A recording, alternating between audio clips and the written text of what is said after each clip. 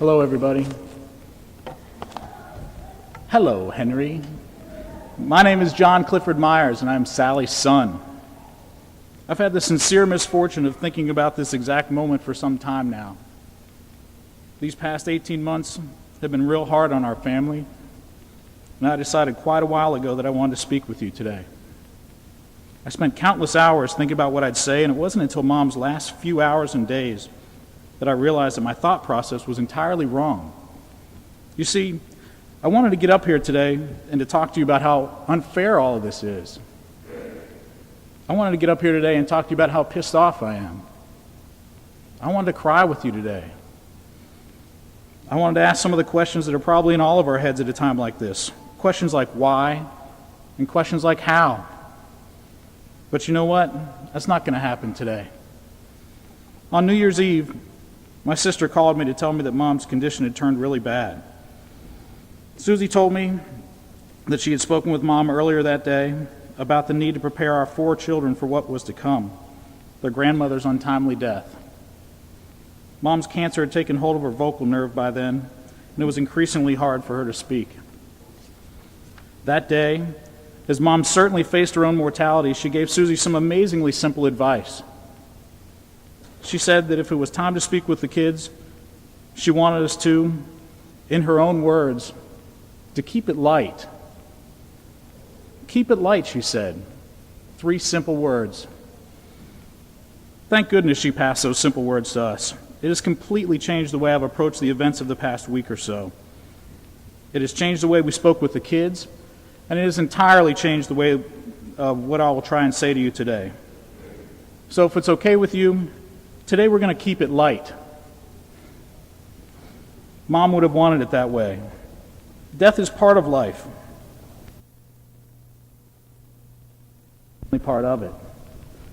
There is no need to dwell on the sadness, and there is no need to figure it all out today while we're here together.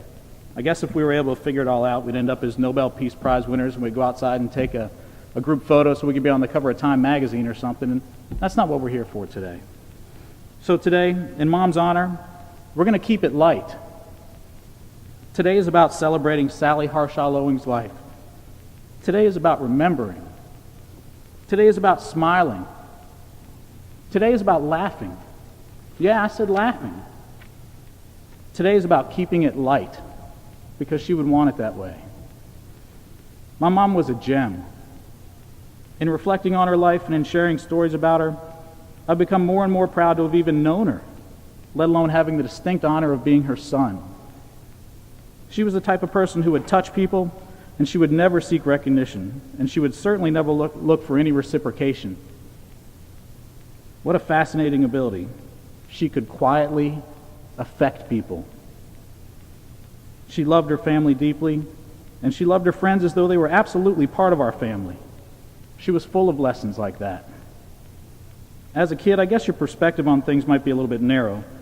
And as I've grown into an adult, I've come to realize how truly lucky I was to grow up in a home around such a dynamic, amazing person. My mom was so many things to so many people, and I'm sure you'd all would agree with that. Over the past few days, I've tried to compile a list of words that probably come to mind when we think of her. I know the list is dreadfully incomplete, but maybe it sheds some light on a few of these roles that she so gracefully accepted and so carefully executed. My mom was Sally Gordon Harshaw. For a while she was Myers. For a long time she was Lowing. She was a daughter. She was a sister. A wife. She was an ex-wife. She was a mother. She was a single mother. She was a grandmother. She was Nana. She was a great aunt, a mother-in-law, a sister-in-law, a daughter-in-law. She was a namesake. She was a friend. She was a jeweler, a realtor, an accountant, a bookkeeper. She was a 64th Street shuffler. At one time or another, she was a resident of North Carolina, Pennsylvania, Virginia, Nevada, Ohio, and I think for a while she lived in the village of Margaritaville. She was a skinny dipper. She was a moon rallier. She was a student. She graduated from Penn Hall Academy. She was a Salem College chick for a while. She graduated from Grove City College and had a master's degree from Slippery Rock University. She was a consultant, a confidant, a lover, a sweetheart, an H&M'er. She was a carpooler, a bail bondsman. She was the undisputed queen of laundry. She was a chaperone, a chef, a chauffeur, a McDonald's drive-thrower. She was a practical joker, an accordion player, the consummate travel agent. She was a tequila sunriser. She was a genealogist. She was a caregiver. She was a forgiver. She was a nurse, a tutor, a golf partner. Tracy, she was your lunch buddy, your walking partner. She was an actor. She was a goofball. She was a corn dog. She was a carpenter, an electrician, a plumber, a tax preparer, a tomato hater.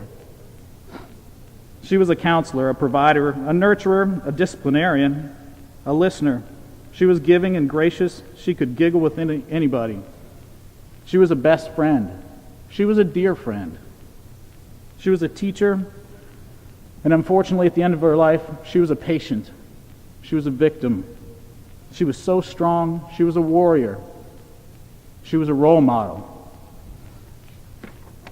The most important word to me on a list like that would be the word mom. I know that Sally meant something different to each one of us, and also to all of those who were unable to join us here today. After my sister called on New Year's Eve to tell me about Mom, I called to her house here in Charlotte. Larry and I spoke for a few minutes, and I told him we were on our way the next morning. Then he told me that Mom wanted to speak with me. In her last few weeks, as I said earlier, it was difficult for her to talk. Hi, baby Sally. Hi. It was difficult for her to talk, and I had developed a way of trying to have a conversation with her without making her talk too much. I'd tell her that I'd love her, I'd tell her about the kids, and I'd tell her that I couldn't wait to see her next. The conversation on that night, the last night of the year, will always resonate in my head, and more importantly, it'll resonate in my heart. As I rambled along, I heard her all of a sudden take in a deep breath, and I knew she had something to say with me. You know what she said? As she faced the darkest time that any of us can possibly imagine, she said 3 more powerful words. You know what she said? She said, "It's been great." It's been great. The last thing she really said to me. And I know that's exactly what she would want me to pass on to you today. I know that she would have also said that I probably could have stood up, skipped to the chase, said these 3 words, and sat back down, but that's a whole different story. You know what? She hit it directly on the head. She would really want me to tell you that it was truly great, that it was an honor knowing and an honor loving each one of you. I'd like to thank you all for being her friend. I'd also like to sincerely thank you all who have helped us over the past year and a half, and also in these past days with meals, with fellowship, and with love. It has meant so much to us, and it means a lot to her. She would like to thank you all for a glorious lifetime of memories. I have a favor to ask of you guys today. Mom died on Sunday morning, and for whatever reason, the very first thing I did the next morning as I woke up in bed was rolled over and I blew her a kiss. I've done it every morning since, and I plan on doing it the rest of my life whenever I wake up in the morning. And as we celebrate the life of Sally Harshaw Lowing today, would you guys join me in blowing a kiss to her? Ready? Thanks. I know that in her own way, she'll return that kiss. It might come in the form of a warm breeze or a breathtaking sunset, or maybe the way the sun glistens on a new fallen snow. Maybe it'll be a full moon like on Wednesday night. Either way, she's going to return that kiss, and I promise you that you'll know when she does. Mom's 4 grandchildren are showing beautiful signs that they will be continuing her legacy of love and laughter. On the morning that she passed away, they drew pictures for her, and then went straight outside and they picked flowers, which they placed in her hair and all around her face. Her oldest grandchild, Henry, even placed a camellia directly right on her forehead. And if you knew my mom, you know how fitting these final gestures were. And without even knowing it, these kids were giving the adults a lesson in keeping it light. Later that morning, as the gentlemen from the funeral home were preparing to drive her away, something delightfully spontaneous happened. We all gathered on the front steps of Nana and Papa's house, just as we do when friends and family are leaving the family house in Virginia Beach. My Aunt Patty even went up to one of the gentlemen and gave him instructions on the proper way to beep his horn as he drove away. Unfortunately, I think he probably figured out one of our deep family secrets, that we are all quite crazy.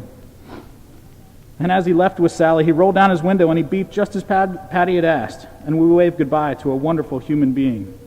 Beep, beep, beep, beep, beep, beep. I looked around then, and I noticed that through all the pain and all the tears, we were all laughing out loud. Maybe we learned how to keep it light as well. And I know Mom would want it that way. Thanks.